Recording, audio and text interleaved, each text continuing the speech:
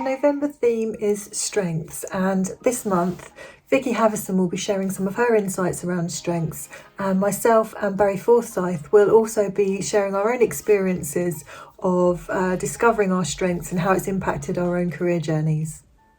My name's Vicki Haverson. I'm a principal consultant with Greenacre Consult, and I'd like to share with you some of my insights that I've gained from my own self-awareness and strengths discovery journey, and from my work with individuals and teams to help them discover theirs. Discovering and understanding my strengths has had a huge impact, particularly in my career. When I first entered the recruitment world, I remember often feeling completely out of my depth. I'd have some really good days, but I'd have probably more days where I really struggled. And on understanding my strengths, I could see actually those great days were the days that I was really playing to those strengths. At the beginning of my partnership journey with Greenacre, one of the first things I was asked was, what are your strengths? What are you passionate about? What do you enjoy doing? And how can we facilitate and support this so that we can get the best out of you and you can get the best out of us? And I think these are really important questions to ask at the beginning of a journey, whether it be an employment journey, a partnership journey, or a collaboration. What comes naturally to you is actually really difficult for other people.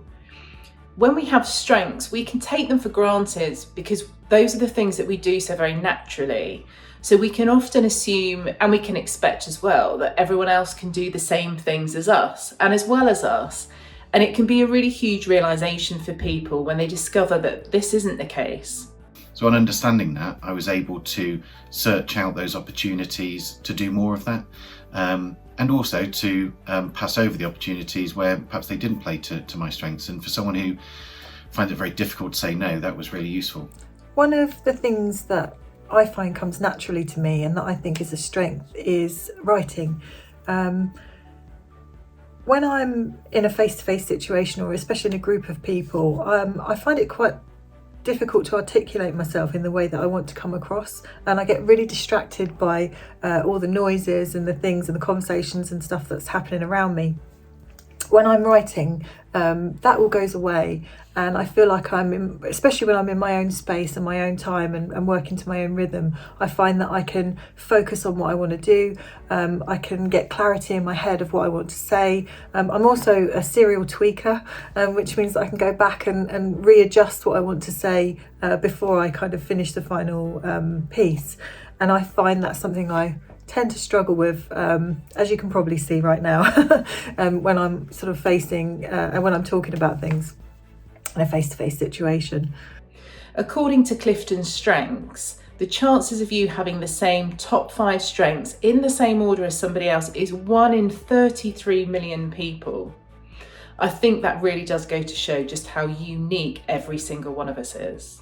I've also been able to develop my career to a point where I'm doing more of and playing to those strengths, but I'm doing more of the things where my strengths lie, and feel that hopefully not only the organisations I work with, but my clients, candidates, and also my own well-being can really benefit.